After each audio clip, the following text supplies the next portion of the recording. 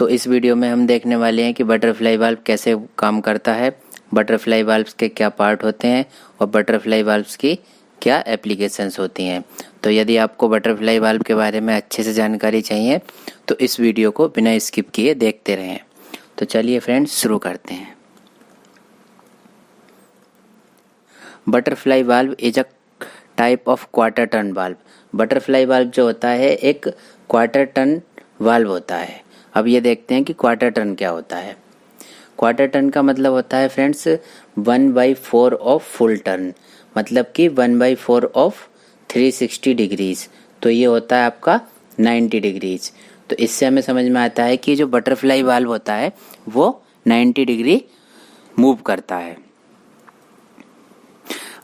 A quarter turn valve can open or close whenever a handle is turned 90 degrees or a quarter of a turn। एक जो quarter turn valve होता है वो open या close होता है जब हैंडल को हम 90 डिग्रीज घुमाते हैं। तो ये हैंडल जो है मैनुअली भी हम घुमा सकते हैं और न्यूमेटिकली भी घुमा सकते हैं। The handle can be turned manually और pneumatically. The main function of these valve is to control the flow of liquids through a section of pipe। जो क्वार्टर टर्न वाल्व्स होते हैं उनका मेन फंक्शन लिक्विड के flow को control करना है एक पाइप के थ्रू। तो मैनुअली ऑपरेटेड बटरफ्लाई वाल्व्स देख लेते हैं फ्रेंड्स। ये आपका बटरफ्लाई वाल्व ओपन पोजीशन में है। ओपन पोजीशन में रहेगा तो फ्लो ऑफ लिक्विड पास होगा। ये बटरफ्लाई वाल्व आपका क्लोज्ड पोजीशन में है। क्लोज्ड पोजीशन में रहेगा तो फ्लो ऑफ लिक्विड पास नहीं होगा। हम न्यूमेटिकली ऑपरेटेड बटरफ्लाई वाल्व्स को देखते हैं। अभी तो हमने मैनुअली ऑपरेटेड बटरफ्लाई वाल्व देखा था, अब हम न्यूमेटिकली ऑपरेटेड बटरफ्लाई वाल्व देखते हैं। ये ओपन पोजीशन में, तो ओपन पोजीशन में ये इस तरह का रहता है, डिस्क इसकी ओपन रहती है। ये क्लोज्ड पोजीशन में होता है। अब इनको फ्रेंड्स अच्छे से समझ लेते हैं कि ओपन पोजीशन में और क्लोज्ड पोजीशन में हम इनको कैसे आइडेंटिफाई करेंगे। क्लोज्ड पोजीशन में क्या रहेगा, या तो ये क्लोज लिखा हुआ सामने रहेगा आपके और ये डिस्क आपकी पूरी बंद रहेगी। लेकिन क्योंकि ये तो हमारे पाइप में लगी रहती है डिस्क, तो ये तो हमें दिखाई देगी नहीं। हमें तो केवल ऊपर की ये पोजीशन दिखाई देगी कि ये क्लोज लिखा हुआ है कि ये ओपन लिखा हुआ है। तो या तो क्लोज्ड और ओपन आपको लिखा हुआ मिलेगा, या क्लोज्ड या ओपन अगर नहीं मिलता है आपको लिखा हुआ तो उस कंडीशन में इस तरह का साइन आपको देखने को मिल सकता है। अगर ये बटरफ्लाई वाल्व क्लोज पोजीशन में रहेगा तो ये येलो वाला जो साइन है, ये जो इंडिकेशन है आपका, ये इसके परपेंडिकुलर रहेगा। अगर ये ओपन पोजीशन में रहेगा तो ये इनलाइन रहेगा, जैसे कि इसमें है। इनलाइन में है इसलिए हमें ये दिखाई नहीं दे रहा है। जब हम इसको ऊपर से देखेंगे, अपर व्यू देखेंगे इसका, तो ये हमें दिखाई देगा, ये इसके इनलाइन में आ जाएगा, तो ये ओपन पोजीशन में होगा। तो ये था मैनुअली ऑपरेटेड बटरफ्लाई वाल्व और pneumatically operated butterfly valves. In essence, the movement of the disc will depend on whether the valve is open or closed, either partially or completely। जो disc का movement होता है उस पर depend करता है कि बटरफ्लाई वाल्व ओपन है या क्लोज्ड है, पार्शली या completely। If the valve is opened partially, it means that the disc will not be rotated a full 1/4 turn। यदि वाल्व पार्शली ओपन है तो इसका मतलब ये है कि डिस्क पूरी एक क्वार्टर टर्न रोटेट नहीं की हुई है। Thus it can not provide unrestricted passage. इसका ये मतलब होगा कि ये अनरेस्ट्रिक्टेड पैसेज हमें प्रोवाइड नहीं करेगा। That means the smaller amount of fluid will pass through, मतलब स्मॉलर अमाउंट पास होगा, ज़्यादा अमाउंट नहीं पास होगा, ज़्यादा फ्लूइड नहीं पास होगा। However, if the valve is opened completely, the disc will be rotated 90 degrees, then larger amount of fluid will pass through। इसको हम एक फिगर की मदद से समझ सकते हैं। तो फ्रेंड्स इसमें ये बताया गया है कि जब ये पार्शियली ओपन होगा तो इसमें फ्लूइड जो है कम पास होगा, और जब ये फुली ओपन होगा तो इसमें से फ्लूइड कम्प्लीटली पास होगा या ज़्यादा पास होगा। ये देख लीजिए आप, जब ये फुली ओपन है तो इसमें फ्लूइड ज़्यादा पास हो रहा है। तो ये इसको आप इस तरह से समझ सकते हैं, ये ओपन पोजीशन में है, ये क्लोज्ड है और ये ओपन में है। जब हम इसको हैंडल को घुमाएंगे तो ये ओपन हो जाएगा, तो इस तरह से ओपन पोजीशन में आ जाएगा। नहीं तो ये अगर हैंडल को घुमा के हम इसको बंद भी पोजीशन में कर सकते हैं, मतलब क्लोज्ड पोजीशन में कर सकते हैं। अब फ्रेंड्स बटरफ्लाई वाल्व्स की कुछ एप्लीकेशंस देख सकते हैं। तो butterfly valves are mainly used in waste water treatment systems and in other industrial applications. Butterfly valves का हम mainly use waste water treatment systems में या अदर इंडस्ट्रियल एप्लीकेशंस में करते हैं। They are extremely durable and need minimal maintenance. ये extremely durable होते हैं और इनमें मिनिमम मेंटेनेंस की रिक्वायरमेंट होती है। फ्रेंड्स ये आप देख सकते हैं, ये किसी भी लाइन में लगे हुए हैं बटरफ्लाई वाल्व, पाइप में लगे हुए हैं बटरफ्लाई वाल्व्स। ये इस वाले पाइप में, इस वाले पाइप में, यहाँ पर आप देख लीजिए, यहाँ पर ये येलो वाला इसके परपेंडिकुलर लाइन में है, तो इसका मतलब अभी ये बंद है। यहाँ से हम इसको समझ सकते हैं कि ये क्लोज्ड पोजीशन में है। इसमें येलो वाला देख लीजिए, वाल्व के डायरेक्शन इस तरह से है, येलो वाला इसके परपेंडिकुलर है, तो इसका मतलब ये भी बंद पोजीशन में है। तो यहाँ से आप इसको आसानी से देख के समझ सकते हैं कि वाल्व खुला है कि बंद है, क्योंकि डिस्क तो हमें दिखाई नहीं दे रही है, लेकिन हम इसी पोजीशन से देखते हैं कि ये बटरफ्लाई वाल्व कितना खुला हुआ है और कितना बंद है। अगर ये कम्प्लीटली ओपन होगा तो ये सीधे इसके लाइन में आ जाएगा। अगर ये कम्प्लीटली ओपन नहीं होगा तो ये बीच में शो करेगा कहीं पे इन दोनों के, और ये कम्प्लीटली क्लोज्ड है तो ये इस तरह से इसके परपेंडिकुलर रहेगा। तो फ्रेंड्स जो बटरफ्लाई वाल्व्स होती है उसकी प्रेशर देख लेते हैं कि कितने प्रेशर पर वर्क करता है। मैक्सिमम लिमिट इसकी होती है, अगर 2 इंच से 12 इंच तक का हम यूज करते हैं जो पाइप साइज है, अगर 2 इंच टू 12 इंच यूज करते हैं तो ये 200 psi प्रेशर बियर कर सकता है। और 14 इंच से अगर 48 इंच तक की अगर हम यूज करते हैं पाइपलाइन तो ये 150 psi तक इसका प्रेशर झेल सकता है या प्रेशर को बियर कर सकता है। अब हम फ्रेंड्स इसके बाद देखेंगे बटरफ्लाई वाल्व्स के कंपोनेंट्स देख लेते हैं, parts of a butterfly valve. अब हम बटरफ्लाई वाल्व्स के पार्ट्स देखेंगे। There are many components that form a butterfly valve. They include the resilient sheet, body, packing, stem and an actuator. इसको एक डायग्राम की मदद से समझते हैं फ्रेंड्स इसमें मैनी कंपोनेंट्स होते हैं जो बटरफ्लाई वाल्व बनाते हैं। उसमें मेन आता है आपका सीट, बॉडी, पैकिंग, स्टेम और एक्चुएटर। अब हम इसको एक एक करके समझ लेते हैं। ये बॉडी जो बाहर का पार्ट होता है वो बॉडी कहलाता है आपका। शीट जो बॉडी सीट उसको सील करने के लिए यूज होती है, प्रॉपर सीलिंग के लिए सीट का यूज करते हैं। ये डिस्क जो रोटेट करती है वो डिस्क होती है। और एक्चुएटर, यहाँ जो ऑपरेटर को दिखाया गया है एक्चुएटर है। एक्चुअली ये एक्चुएटर क्या होता है, एक्चुएटर जो वाल्व को एक्चुएट कराता है या चलाने के काम आता है वो कहलाता है आपका एक्चुएटर। अगर मैनुअली चला रहे हैं तो मैनुअल एक्चुएटर हो गया, तो हम उसको ऑपरेटर भी कह सकते हैं और एक्चुएटर भी कह सकते हैं। मैनुअली अगर हम उसको ऑपरेट कर रहे हैं तो मैनुअली वो घूम जाएगा, नहीं तो हम न्यूमेटिकली उसको हम ऑपरेट कर सकते हैं न्यूमेटिक एक्चुएटर की मदद से। Resilient seat is mounted on the body of the butterfly valve in order to provide the proper seal.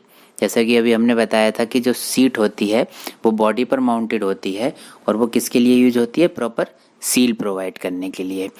Additional seal provide करने के लिए एक पैकिंग का भी यूज किया जाता है।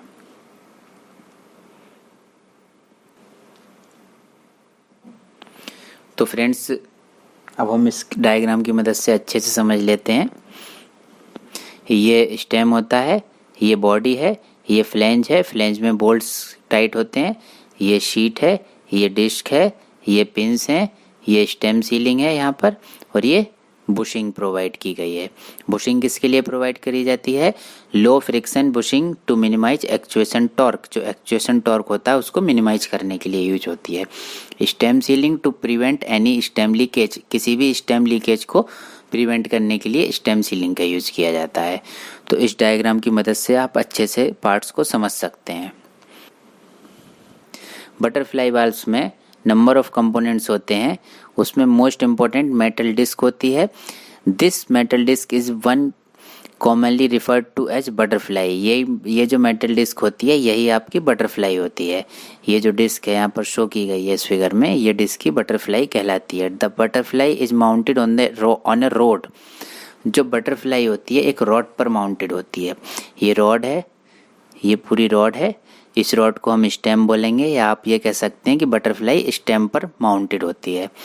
And when the valve is closed it blocks passage of fluid. और जब वाल्व क्लोज्ड होता है तो जो फ्लूइड होता है उसके पैसेज को ये रोक देती है, उसको पास नहीं होने देती है। When the valve is fully open the metal disc और butterfly moves a quarter turn. Butterfly के क्वार्टर टर्न मूव करने की वजह से फ्लूइड पास होने लगता है या लिक्विड पास होने लगता है। अब इसका अगला पार्ट देख लेते हैं, body. Butterfly valve generally have bodies that fits between two pipe flanges. तो इस तरह की बॉडीज होती हैं जो दो पाइप फ्लैंजेस के बीच में फिट हो जाती हैं। समझ लेते हैं, डायग्राम देख लेते हैं। एक लग टाइप बटरफ्लाई वाल्व होता है, वो इस तरह का रहता है। एक वेफर टाइप बटरफ्लाई वाल्व होता है जो इस तरह का रहता है। तो इसको देख लेते हैं। The most common body designs are lug and wafer. Most common designs lug and wafer होते हैं। The lug body has protruding lugs that provide bolt holes matching those in the pipe flange। तो जो लग body होती है उसमें protruding लग्स होते हैं। प्रोट्रूडिंग लग्स का मतलब आगे को निकलने वाले या उभरे हुए, जो ये उभरे हुए लग्स होते हैं इसमें।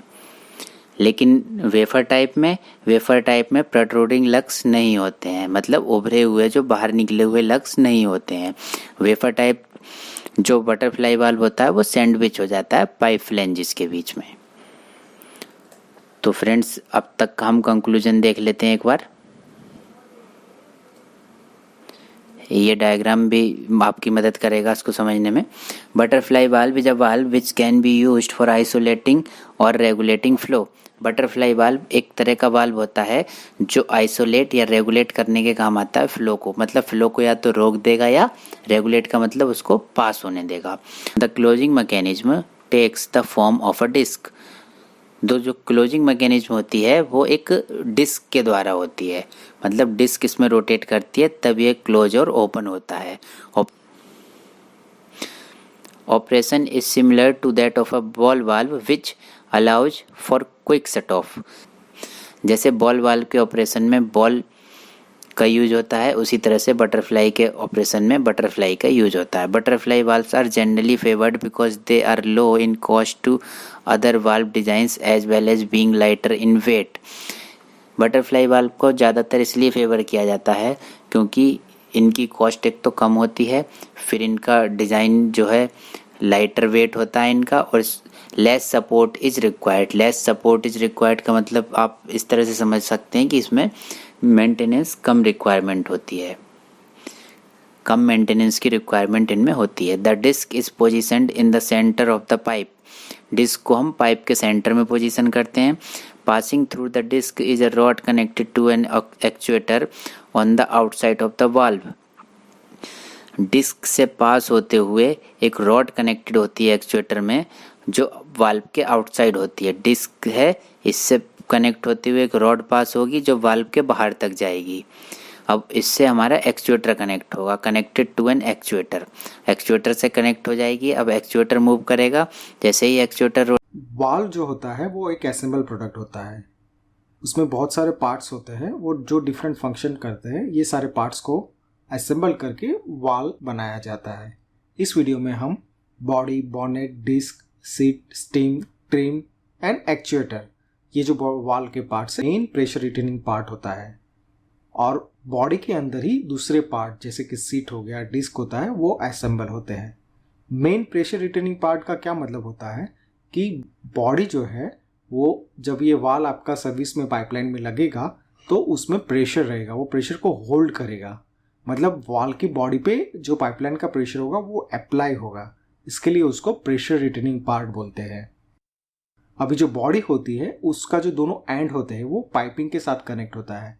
अभी ये जो एंड है वो आपकी रिक्वायरमेंट के हिसाब से होगा। मोस्टली आपने फ्लैंज वाल्व देखा होगा, मतलब वाल्व के जो एंड है वो फ्लैंज होते हैं। स्मॉल बोर वाल होते हैं वो थ्रेडेड होते हैं। आपने जो घर में नॉर्मल वाटर पाइपिंग होती है उसमें थ्रेडेड वाल यूज होते हैं। और जहाँ पे बहुत हाई प्रेशर है जो पाइपलाइन में, वहाँ पे डायरेक्ट बट वेल्डेड एंड के बॉडी भी आती है जो कि सीधी पाइपलाइन के साथ वेल्ड हो जाती है। वाल बॉडी होती है वो डिफरेंट मटेरियल से बनती है। जो आपका प्रोसेस मटेरियल है उसके हिसाब से वो कार्बन स्टील की, नॉर्मली कार्बन स्टील होता है, बट जहाँ पे हाईली कोरोसिव एनवायरनमेंट होता है वहाँ पे स्टेनलेस स्टील, हाई टेम्परेचर पे एलॉय स्टील भी यूज होता है। This depends on your service requirement. जो नेक्स्ट वाल का पार्ट है उसको बॉनेट बोलते हैं। बॉनेट जो होता है वो सेकेंड प्रेशर रिटेनिंग पार्ट है। नॉर्मली जो क्या होता है, बॉनेट को कवर भी बोलते हैं।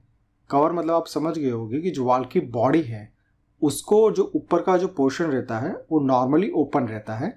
उसमें से आप गेट वाल, ग्लोब वाल, स्टॉप चेक वाल और डायफ्राम वाल होता है, उसमें से आप जो वाल के इंटरनल पार्ट है जैसे डिस्क हो गया, गेट हो गया, वो सब की जो मूवमेंट के लिए होता है वो एक कवर ओपन होता है। ठीक है, तो वो टॉप पोर्शन को एनक्लोज करने के लिए जो कंपोनेंट होता है उसको बॉनेट बोलते हैं। यहाँ पे आप इमेज में देख पाएंगे डिफरेंट टाइप ऑफ बॉनेट जो कि अलग अलग डिज़ाइन के होते हैं। जो वाल का बॉनेट होता है नॉर्मली उसमें स्टफिंग बॉक्स भी होता है जिसके अंदर से आपका जो स्टीम होता है वो पास होता है। स्टफिंग बॉक्स का फंक्शन क्या होता है, जहाँ से आपका जो स्टीम, मतलब ये स्टीम के बारे में आपको आगे बताऊंगा, जो स्टीम है वो स्टफिंग बॉक्स में से पास होता है और स्टफिंग बॉक्स में आप ग्लैंड पैकिंग यूज़ करते हो जिससे आप जो पाइपलाइन का फ्लूइड है वो स्टीम के थ्रू बाहर ना आ जाए। ये मैं आपको आगे एक्सप्लेन करूँगा जहाँ पे मैं आपको स्टीम के बारे में बताऊँगा। नेक्स्ट पार्ट है डिस्क। अभी जो डिस्क है वो वाल का जो फंक्शन है, मेन फंक्शन, उसको परफॉर्म करता है। वाल का फंक्शन क्या होता है, तो वो फ्लो को आइदर स्टॉप करता है, फ्लो को अलाउ करता है, फ्लो को कंट्रोल करता है। तो ये जो तीनों फंक्शन है वो डिस्क करती है। आप डिस्क की मूवमेंट, स्टीम, उसको अप डाउन करके जो डिस्क की पोजीशन है उसको सेट कर सकते हो। अभी जो डिस्क है वो डिफरेंट शेप और साइज में अवेलेबल होती है। कुछ कुछ केस में जैसे बॉल वाल हो गया, प्लग वाल हो गया, उसमें जो डिस्क का शेप है वही बॉल का टाइप हो जाता है। अभी जो डिस्क है वो कास्ट हो सकती है, फोर्ज हो सकती है, या तो फैब्रिकेटेड भी हो सकती है। जैसे कि वाल की बॉडी है वो भी कास्ट हो सकती है, फोर्ज होती है, और फैब्रिकेटेड जो बहुत लार्ज साइज के वाल होते हैं वो फैब्रिकेटेड बॉडी के होते हैं। तो डिस्क क्या होता है कि जो वाल की बॉडी है उसमें सीट होती है, उस सीट के साथ वो फिट हो जाती है और डिस्क एंड सीट मिलके लीक टाइट जॉइंट है वो क्रिएट करते हैं। मतलब ये दोनों मिलके वाल को, जब आप वाल को क्लोज करोगे तो फ्लूइड को एक साइड से दूसरी साइड जाने से प्रिवेंट करेगा। तो डिस्क जो होता है वो आपका वाल का one of the most critical component होता है। कुछ भी डिस्क में प्रॉब्लम रहेगा तो वाल में लीक होना चालू हो जाता है। अभी जो डिस्क का मोशन है वो आप स्टीम से कर सकते हो, मतलब steam is the controlling element of आपका डिस्क।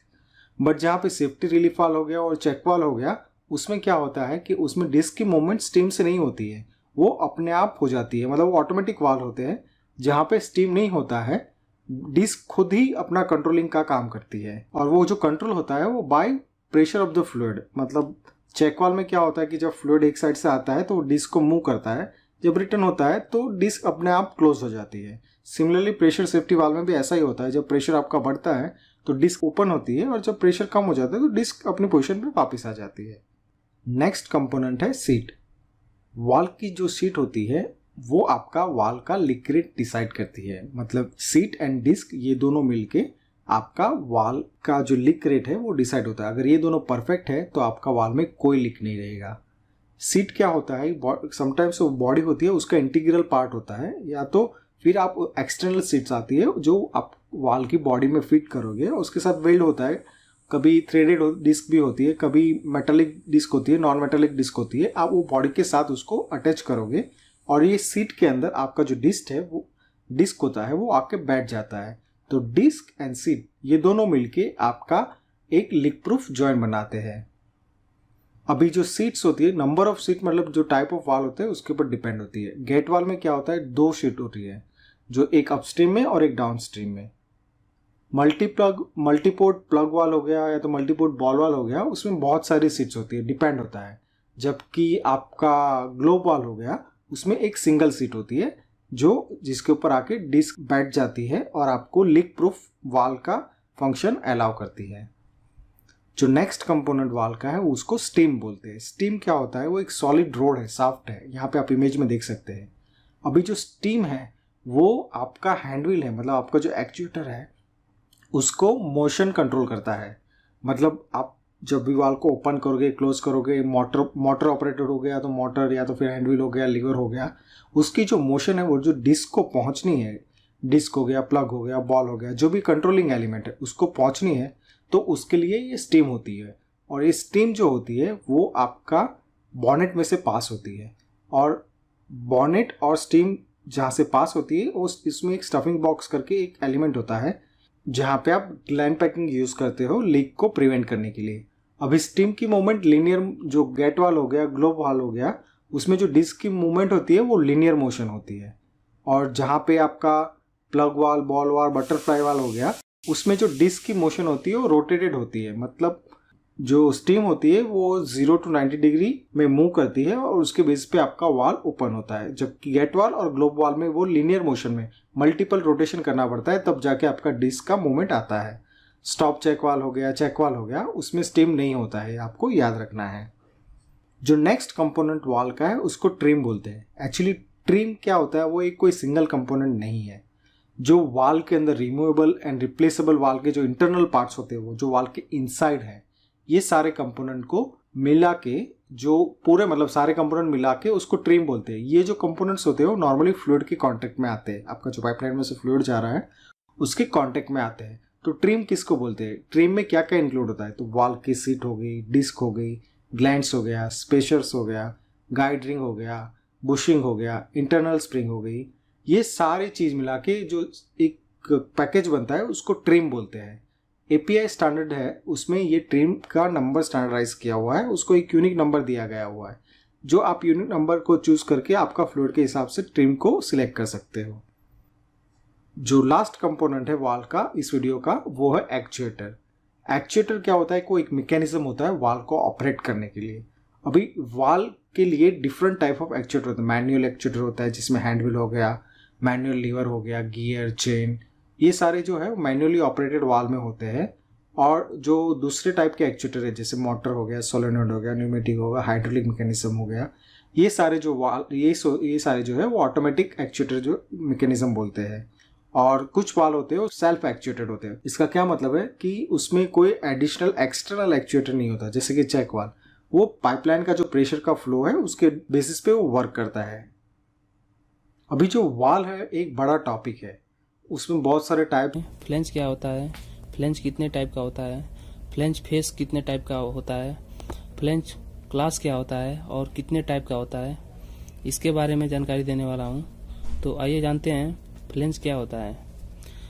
फ्लेंज पाइपिंग सिस्टम में वेल्डिंग के बाद पाइप्स, वाल्व, पंप और अदर इक्विपमेंट को ज्वाइन करने का एक दूसरा मेथड होता है। यह एक टेम्परेरी ज्वाइंट होता है जो बोल्ट और गैस्केट के द्वारा आसानी से जोड़ा जाता है और ज़रूरत के अनुसार डिसमेंटल भी किया जाता है, जो इसके द्वारा क्लीनिंग, इंस्पेक्शन और मॉडिफिकेशन करना आसान हो जाता है। तो आइए जानते हैं फ्लेंज के टाइप के बारे में। फ्लेंज को दो कैटेगरी में डिवाइड किया गया है, स्टैंडर्ड और स्पेशल। जो standard flange oil, gas, petrochemical and refinery में मोस्टली यूज होने वाले फ्लेंज हैं, जैसे slip on flange, lap joint flange, weld neck flange, socket flange, threaded flange, blind flange. और स्पेशल फ्लेंज कम यूज होने वाले फ्लेंज हैं। तो आइए जानते हैं स्टैंडर्ड फ्लेंज के बारे में फिगर के द्वारा। पहला, slip on flange. Slip on flange में पाइप को अंदर डालकर दोनों साइड फिलेट वेल्डिंग किया जाता है। यह लो प्रेशर के लिए यूज किया जाता है। दूसरा, लैप ज्वाइंट फ्लेंज या loose flange. Lap joint flange में दो पार्ट होता है, स्टब एंड और लूज फ्लेंज। जो स्टब एंड को पाइप के साथ बट वेल्डिंग किया जाता है और फ्लेंज फ्री होता है। यह कंजेस्टेबल जगह पर लो प्रेशर के लिए यूज होता है। तीसरा, वेल्ड नेक फ्लेंज को पाइप के साथ बट वेल्डिंग किया जाता है, जो हाई प्रेशर के लिए यूज होता है और सबसे ज़्यादा यूज होने वाला फ्लेंज है। चौथा, सॉकेट फ्लेंज में पाइप को अंदर डालकर इसके टॉप के चारों तरफ फिलेट वेल्डिंग किया जाता है। यह अभी हाई प्रेशर पाइप के लिए यूज होता है। पांचवा, थ्रेडेड फ्लेंज के इनसाइड थ्रेडिंग होता है और पाइप के आउटसाइड थ्रेडेड होता है, जो पाइप को फ्लेंज के साथ घुमाकर टाइट किया जाता है। यह नॉन बेल्डिंग फ्लेंज होता है। यह प्रायः स्मॉल पाइप के लिए यूज होता है।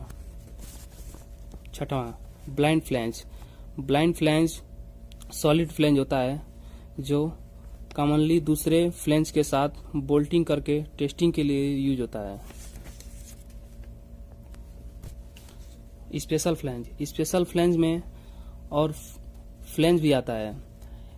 इसमें केवल 6 फ्लेंज के बारे में बताया हूँ, जैसे orifice flange, ring type joint flange, reducing flange, long weld neck flange, weldoflange and Nippo flange.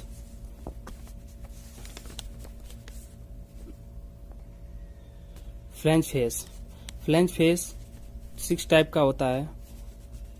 पहला, flat face flange, raised face flange, lap joint face flange, ring type joint face flange, male and female face flange, tongue and groove face flange. तो आइए जानते हैं figure के द्वारा flat face जो इस प्रकार का होता है। रेस फेस इस टाइप का होता है। इसमें जो निकला हुआ भाग रहता है उस पर मशीनिंग किया हुआ रहता है। लेफ्ट जॉइंट फ्लेंज जो इस टाइप का होता है और यह रेस फेस के जैसा ही होता है। रिंग टाइप जॉइंट फेस जो इस प्रकार का होता है, जिसमें ग्रू होता है, जिसमें मेटल गैस्केट जाकर बैठ जाता है। Mail and female face flange यह हमेशा सेट में यूज होता है, जो एक में उभरा हुआ भाग होता है और दूसरे में ग्रू होता है, जो आपस में जाकर बैठ जाता है। टंग एंड ग्रू जो इस टाइप का होता है, यह भी मेल एंड फीमेल जैसा ही होता है। फ्लेंज क्लास फ्लेंज रेटिंग या क्लास को प्रेशर और टेम्परेचर के हिसाब से डिफाइन किया गया है, जो 150, 300, 400, 600, 900, 1500, 2500 क्लास तक होता है। फ्लेंज का क्लास जैसे जैसे बढ़ता है वैसे वैसे फ्लेंज का थिकनेस भी इंक्रीज होता है। दोस्तों, यूज जॉइनिंग मेथड है पाइपिंग में। पहला मेथड है वेल्डिंग।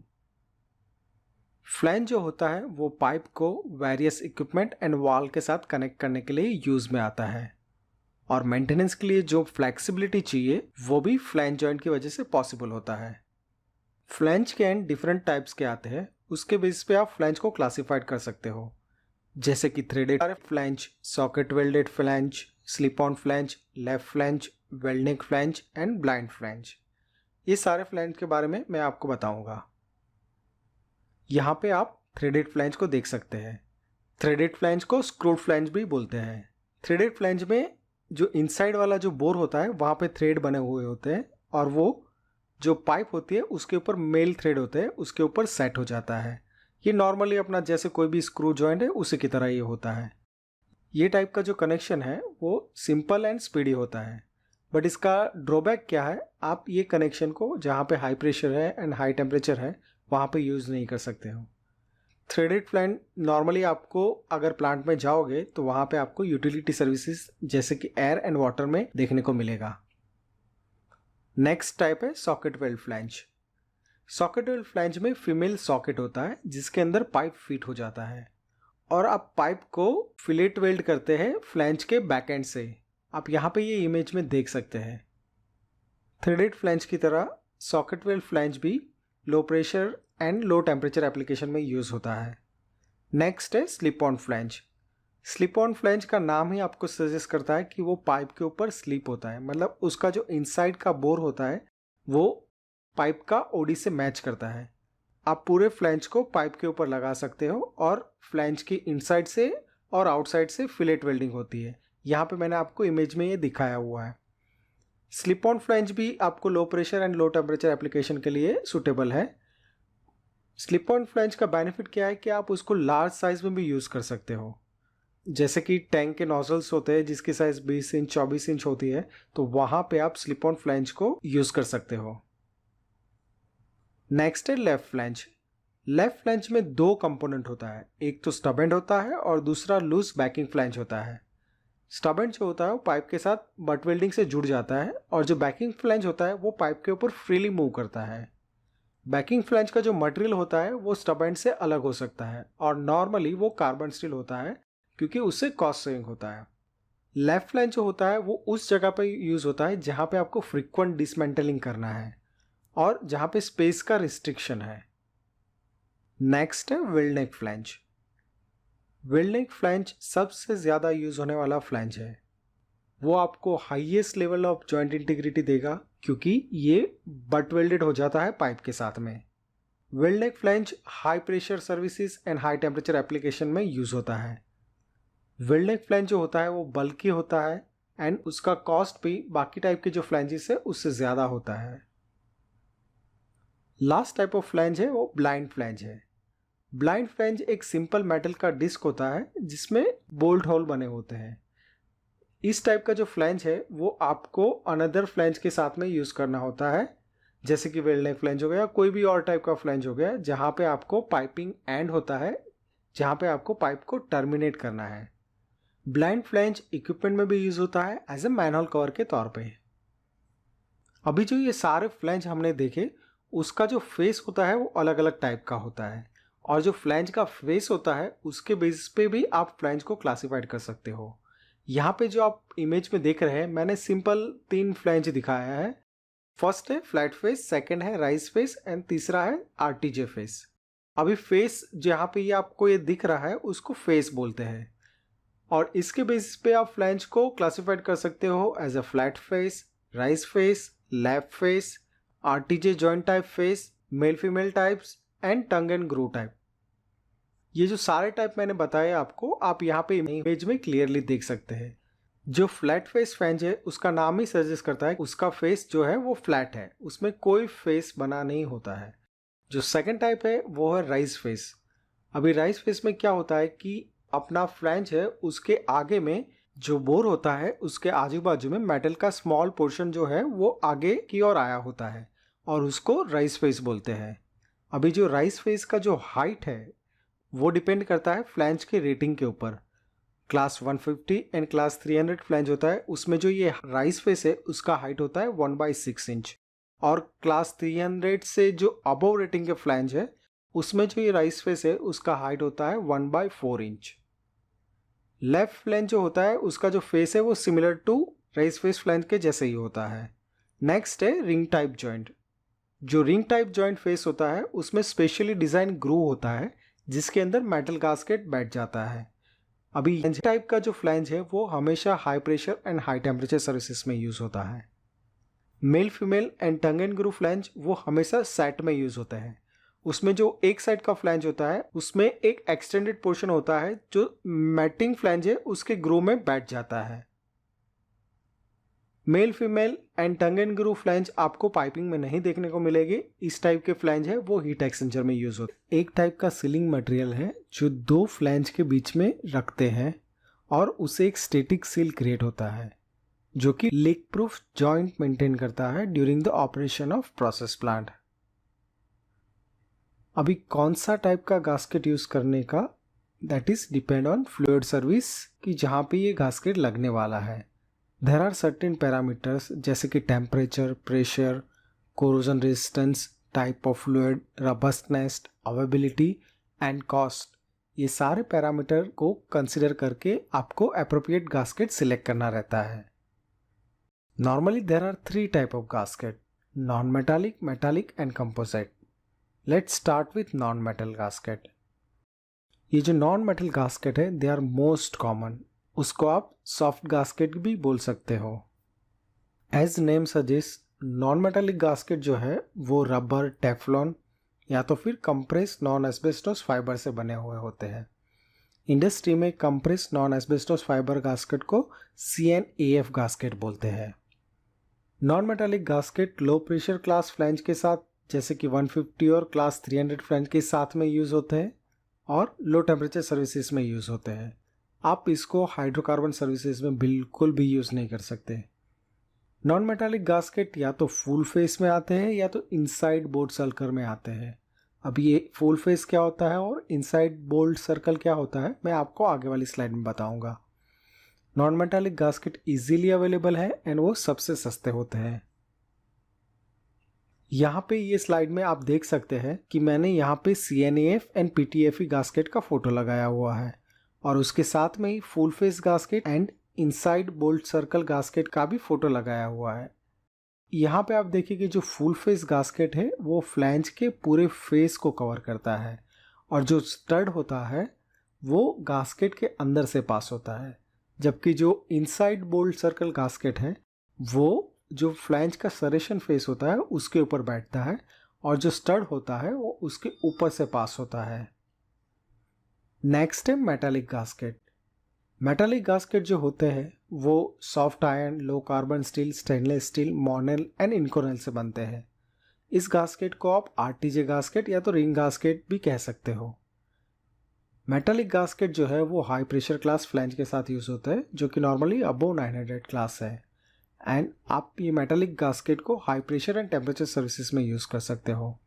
अभी ये मेटालिक गास्केट के साथ में आपको हाई टेंशन बोल्टिंग यूज करना पड़ेगा, जबकि आप नॉन मेटालिक गास्केट को लो प्रेशर बोल्टिंग के साथ यूज कर सकते हो। मेटालिक गास्केट जो है वो वेरी रबस्ट होते हैं और साथ में सबसे ज़्यादा महंगे भी होते हैं।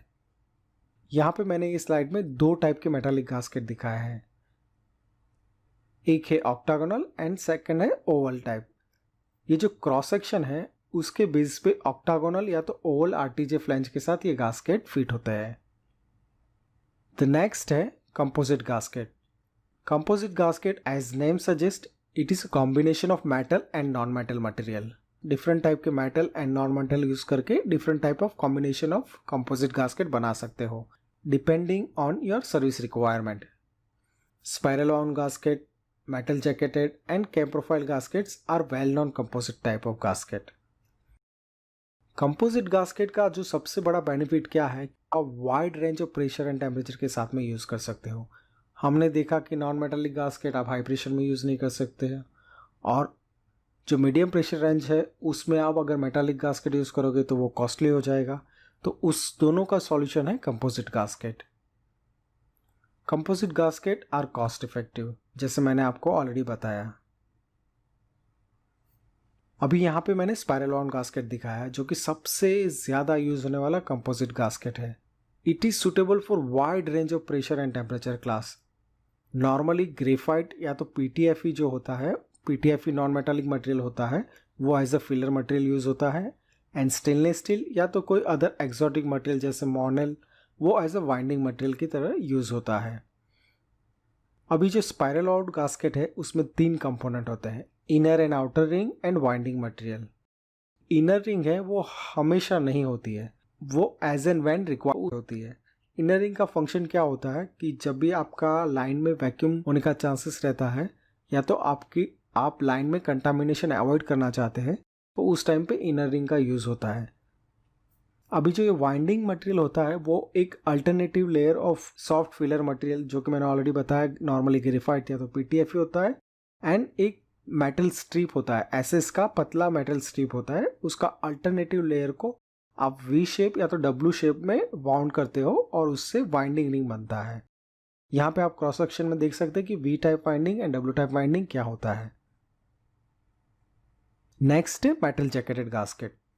अभी मेटल जैकेटेड गास्केट में क्या होता है, जो सॉफ्ट फिलर मटेरियल होता है उसको थिन शीट ऑफ मेटल से एनक्लोज कर लेते हैं, मतलब उसको जो सॉफ्ट मटेरियल है उसको मेटल शीट से पूरा कवर कर लेते हैं। यहाँ पे मैंने इमेज में आपको different type of covers of filler metal दिखाया हुआ है। मेटल जैकेटेड गास्केट जो होते हैं वो नॉर्मली हीट एक्सचेंजर में यूज होते हैं। लास्ट टाइप ऑफ गास्केट है वो है cam profile gasket. Cam profile gasket को अगर आप बाहर से देखोगे तो वो आपको स्पाइरल बाउंड गास्केट के जैसा ही दिखेगा, बट इसमें सबसे बड़ा फ़र्क क्या होता है कि इसमें एक मेटल की सॉलिड रिंग होती है जिसके ऊपर ग्रू बने होते हैं, और इस ग्रू के ऊपर आप ग्रेफाइट या तो PTFE का लेयर लगाते हो। जबकि स्पाइरल बाउंड में क्या होता है कि आप दोनों का थिन शीट को बाउंड करते हो, यहाँ पे ऐसा नहीं होता है। यहाँ पे एक मेटल का रिंग होता है जिसमें V टाइप ग्रू बनते हैं और उसके ऊपर ग्रेफाइट या तो PTFE लगाया जाता है। यहाँ पे आप इमेज में देख सकते हो।